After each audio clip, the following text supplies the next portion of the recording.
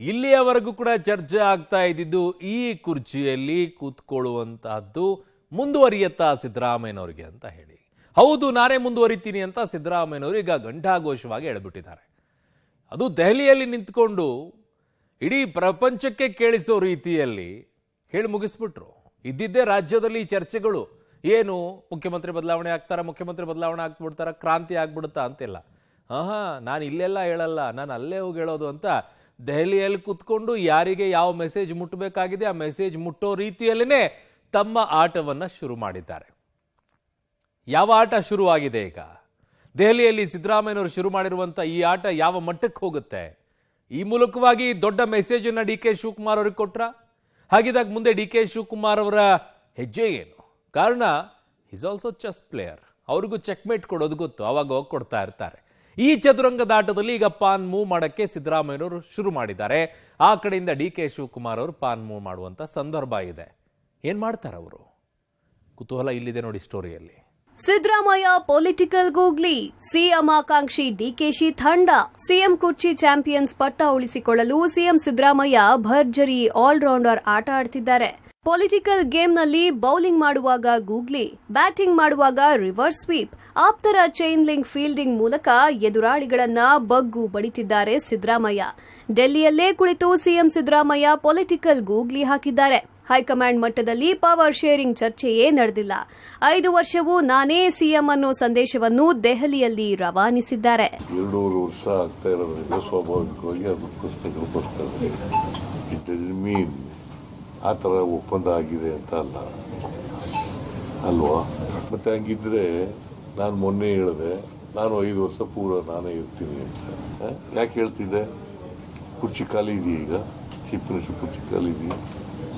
ಮತ್ತೆ ಯಾಕೆ ಚರ್ಚೆ ನಡೀತದೆ? ನೀವು ಯಾಕೆ ಸ್ಪೆಕ್ಯುಲೇಷನ್ಗಳನ್ನ, ಈ ಗಾಳಿ ಸುದ್ದಿಗಳನ್ನೆಲ್ಲ ಮಾಡ್ತಾ ಇದ್ದೀರಿ? ನೀವು ಪಾರ್ಟಿ ಡಿಸಿಷನ್ ಏನು ತಗೊಳ್ಳೋ ಹೈಕಮಾಂಡ್ ಅವರು ಏನು ತಗೋತಾರೆ, ಅದಕ್ಕೆ both of us will be abiding. Power sharing ವಿಚಾರಕ್ಕೂ CM full stop. Power sharing ಅನ್ನೋದು ಗಾಳಿ ಸುದ್ದಿ ಅಷ್ಟೇ, ಪಕ್ಷದಲ್ಲಿ ಅಧಿಕಾರ ಹಂಚಿಕೆ ಚರ್ಚೆ ಆಗಿಲ್ಲ. ಇನ್ನು ಪವರ್ ಶೇರಿಂಗ್ ವಿಚಾರಕ್ಕೂ ಸಿಎಂ ಸಿದ್ದರಾಮಯ್ಯ ಫುಲ್ ಸ್ಟಾಪ್ ಇಟ್ಟಿದ್ದಾರೆ. ಪವರ್ ಶೇರಿಂಗ್ ಅನ್ನೋದು ಗಾಳಿ ಸುದ್ದಿ ಅಷ್ಟೇ, ಪಕ್ಷದಲ್ಲಿ ಅಧಿಕಾರ ಹಂಚಿಕೆ ಬಗ್ಗೆ ಯಾವುದೇ ಚರ್ಚೆ ಆಗಿಲ್ಲ ಎಂದು ಸ್ಪಷ್ಟ ಸಂದೇಶ ನೀಡಿದ್ರು. ಇನ್ನು ಸೆಪ್ಟೆಂಬರ್ ಕ್ರಾಂತಿ ಎಂದರೆ ಬದಲಾವಣೆನಾ? ಅದೆಲ್ಲ ಊಹಾಪೋಹ ಬಿಡ್ರಿ ಎಂದ್ರು. 2.5 ವರ್ಷ ಆಗುವ ಮುನ್ನ ಈ ರೀತಿಯ ಚರ್ಚೆಗಳು ಮುನ್ನೆಲೆಗೆ ಬರೋದು ಸಹಜ. ಕೆಲ ಬೆಂಬಲಿಗ ಶಾಸಕರು ಅಭಿಯಾನಕ್ಕೆ ಹೇಳ್ತಾರೆ. ಆದರೆ ಅಂತಿಮವಾಗಿ ಹೈಕಮಾಂಡ್ ನಿರ್ಧಾರ ಮಾಡೋದು ಎನ್ನುವ ಮೂಲಕ ಎಲ್ಲಾ ಗೊಂದಲಗಳಿಗೆ ಸಿಎಂ ಸಿದ್ದರಾಮಯ್ಯ ತೆರೆ ಎಳೆದಿದ್ದಾರೆ. ಕೆಲವು ಸಚಿವರು ಅವರು ಸೆಪ್ಟೆಂಬರ್ ಕ್ರಾಂತಿ, ಅಕ್ಟೋಬರ್ ಕ್ರಾಂತಿ ಅಂತ ಹೇಳ್ಕೊಂಡು ಓಡಾಡ್ತಿದ್ದಾರೆ. ಏನು ಕ್ರಾಂತಿ ಅಂದ್ರೆ ಏನು? ಬದಲಾವಣೆ ಅಂತ ಪರೋಕ್ಷವಾಗಿ. ಕ್ರಾಂತಿ ಅಂದ್ರೆ ಬದಲಾವಣೆ ಏನಂತ ಬದಲಾವಣೆ ಆಗುತ್ತೆ ಅಂತ ಹೇಳಿದ್ರು? ಏನನ್ನೋ ಊಹೆಗಳನ್ನ ಮಾಡ್ಕೊಂಡ್ರೆ ಹೈಕಮಾಂಡ್ ಅವರು ಏನ್ ಹೇಳಿದ್ದಾರೆ, ಏನ್ ನಾವು ತೀರ್ಮಾನ ತಗೋತೀವಿ ಅದನ್ನ ಇಬ್ರು ಒಪ್ಕೋಬೇಕು ಅಂತ ಹೇಳಿದ್ದಾರೆ.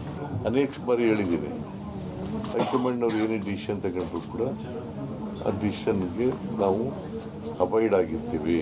ಕಳೆದ 1 ತಿಂಗಳಿಂದ ನಡೀತಿರುವಂತಹ ಗೊಂದಲಗಳಿಗೆ ತೆರೆ ಎಳೆಯುವಂತ ಕೆಲಸವನ್ನ ಮುಖ್ಯಮಂತ್ರಿ ಸಿದ್ದರಾಮಯ್ಯ ಅವರು ಮಾಡಿದ್ದಾರೆ.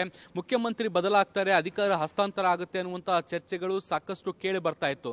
ಈ ಎಲ್ಲಾ ಚರ್ಚೆಗಳಿಗೆ ಬ್ರೇಕ್ ಹಾಕುವಂತ ಅಥವಾ ಪೂರ್ಣ ವಿರಾಮವನ್ನ ಇಡುವಂತ ಕೆಲಸವನ್ನ ಈಗ ಮುಖ್ಯಮಂತ್ರಿ ಸಿದ್ದರಾಮಯ್ಯ ಅವರು ಮಾಡಿರುವಂತದ್ದು. ಮುಖ್ಯವಾಗಿ ಈ ರೀತಿಯಾದಂತಹ ಅಧಿಕಾರ ಹಸ್ತಾಂತರ ಅಥವಾ ಮುಖ್ಯಮಂತ್ರಿ ಬದಲಾವಣೆ ಆಗುತ್ತೆ ಅನ್ನುವಂತ ಸುದ್ದಿಗಳೇನಿದಾವೆ ಅವು ನಿಜವಾದ ಸುದ್ದಿ ಅಲ್ಲ, ಗಾಳಿ ಸುದ್ದಿ ಆಗಿರುವಂತದ್ದು. ಕೆಲವರು ಊಹೆ ಪೂಹೆಗಳನ್ನ ಹಬ್ಬಿಸುವಂತ ಕೆಲಸವನ್ನ ಮಾಡ್ತಿದ್ದಾರೆ. ಆದ್ರೆ ಹೈಕಮಾಂಡ್ ಮಟ್ಟದಲ್ಲಿ, ಪಕ್ಷದಲ್ಲಿ ಇದಕ್ಕೆ ಸಂಬಂಧಪಟ್ಟಂತೆ ಯಾವುದೇ ಚರ್ಚೆಗಳು ನಡೀತಾ ಇಲ್ಲ. ಇವು ಎಲ್ಲವೂ ಕೂಡ ಗಾಳಿ ಸುದ್ದಿ ಆಗಿರುವಂತದ್ದು. ಕೆಲವು ಶಾಸಕರು ತಮ್ಮ ಅಭಿಪ್ರಾಯವನ್ನ ವ್ಯಕ್ತಪಡಿಸ್ತಾ ಇದ್ದಾರೆ. ಸೆಪ್ಟೆಂಬರ್ ಕ್ರಾಂತಿ ಆಗುತ್ತೆ ಅಂತ ಏನು ಹೇಳಿಕೆಗಳನ್ನ ಕೊಡ್ತಾ ಇದ್ದಾರೆ, ಅಥವಾ ಡಿ ಕೆ ಶಿವಕುಮಾರ್ ಅವರು ಮುಖ್ಯಮಂತ್ರಿ ಆಗ್ಲಿ ಅಂತ ಅನ್ನುವಂತ ಹೇಳಿಕೆಗಳನ್ನ ಕೊಡ್ತಾ ಇದ್ದಾರೆ. ಇದು ಕೇವಲ ಬೆಂಬಲಿಗರ ಹೇಳಿಕೆಗಳಾಗಿರುವಂತದ್ದು, ಅವರ ಆಶಯ ಕೂಡ ಆಗಿರುವಂತದ್ದು. ಮುಖ್ಯಮಂತ್ರಿ ಆಗಬೇಕು ಅನ್ನುವಂತಹ ಡಿ ಕೆ ಶಿವಕುಮಾರ್ ಅವರ ಕನಸು ಕೂಡ ತಪ್ಪಲ್ಲ. ಹಾಗಂತ ಅದು ಪಕ್ಷದ ವೇದಿಕೆಯಲ್ಲಿ ಈಗ ಸದ್ಯಕ್ಕೆ ಚರ್ಚೆ ಆಗ್ತಾ ಇಲ್ಲ. ನಾವು ಹೈಕಮಾಂಡ್ ಹೇಳಿಕೆಗೆ ಅಥವಾ ಮಾತಿಗೆ ಬದ್ಧವಾಗಿದ್ದೇವೆ. ಮುಂದಿನ ದಿನಗಳಲ್ಲಿ ಹೈಕಮಾಂಡ್ ಹೇಗೆ ಹೇಳುತ್ತೋ ಹಾಗೆ ನಾವು ಅದನ್ನು ಪಾಲನೆ ಮಾಡಲಿಕ್ಕೆ ಸಿದ್ಧ ಇದ್ದೀವಿ. ಆದರೆ ಪ್ರಸ್ತುತವಾಗಿ ಮುಖ್ಯಮಂತ್ರಿ ಬದಲಾವಣೆಗೆ ಸಂಬಂಧಪಟ್ಟಂತೆ ಯಾವುದೇ ಚರ್ಚೆಗಳು, ಬೆಳವಣಿಗೆಗಳು ಹೈಕಮಾಂಡ್ ಮಟ್ಟದಲ್ಲಿ ಆಗ್ತಾ ಇಲ್ಲ ಅನ್ನುವಂಥದ್ದನ್ನ ಸ್ಪಷ್ಟಪಡಿಸುವ ಕೆಲಸವನ್ನ ಮಾಡಿದ್ದಾರೆ. ಅಸಲಿ ಆಟಕ್ಕೆ ಇಳಿದೇ ಬಿಟ್ರ ಸಿಎಂ. ಡಿಕೆಶಿಗೆ ರಾಜಕೀಯ ಗುನ್ನ ಕೊಟ್ರ ಸಿದ್ದು. ಇನ್ನು ಡೆಲ್ಲಿಯಲ್ಲೇ ಕುಳಿತು ಸಿದ್ದರಾಮಯ್ಯ ಪೊಲಿಟಿಕಲ್ ಗೂಗ್ಲಿ ಬಾಲ್ ಹಾಕಿದ್ದಾರೆ. ಪೂರ್ಣಾವಧಿ ಸಿಎಂ ಅಸ್ತ್ರ ಪ್ರಯೋಗಿಸಿದ ಸಿದ್ದರಾಮಯ್ಯ ಅವರು 50-50 ಪವರ್ ಶೇರಿಂಗ್ ವಿಚಾರ ತಳ್ಳಿ ಹಾಕಿದ್ದಾರೆ. ಜೊತೆಗೆ ಡಿಸೆಂಬರ್ ಡಿ ಫ್ಯಾಕ್ಟರ್ಗೂ ಗುನ್ನ ಕೊಟ್ಟಿದ್ದಾರೆ. ಈ ಮೂಲಕ ಸಿಎಂ ಸಿದ್ದರಾಮಯ್ಯ ಅಸಲಿ ಆಟಕ್ಕೆ ಇಳಿದೇ ಬಿಟ್ಟಿದ್ದಾರೆ ಎಂಬ ಮಾತುಗಳು ರಾಜಕೀಯ ಪಡಸಾಲೆಯಲ್ಲಿ ಜೋರಾಗಿದೆ. ಅಷ್ಟೇ ಅಲ್ಲದೆ ಸಿಎಂ ಕುರ್ಚಿ ಮೇಲೆ ಕಣ್ಣಿಟ್ಟಿದ್ದ ಡಿಕೆ ಶಿವಕುಮಾರ್ಗೆ ರಾಜಕೀಯ ಹೊಡೆತ ಕೊಟ್ಟೇ ಬಿಟ್ರಾ ಎಂಬ ಮಾತುಗಳು ಜೋರಾಗಿದೆ. 1 or 2 MLAs ಅವರು ಚೀಫ್ ಮಿನಿಸ್ಟರ್ ಆಗಬೇಕು ಅಂತ ಹೇಳ್ತಾರೆ, ಅವರ ಅಭಿಮಾನಿಗಳು. ನನಗೂ ಕೂಡ ಚೀಫ್ ಮಿನಿಸ್ಟರ್ ಸಿದ್ದರಾಮಯ್ಯನವರು ಮುಂದುವರಿಬೇಕು ಅಂತ ಕೆಲವರು ಹೇಳ್ತಾರೆ. ಇದು ಪಾರ್ಟಿ ಡಿಸಿಷನ್ ಅಲ್ಲ, ಅವರು ವೈಯಕ್ತಿಕವಾಗಿ ಹೇಳ್ತಾರೆ. ಪಾರ್ಟಿ ಡಿಸಿಷನ್ ಅಲ್ಲ.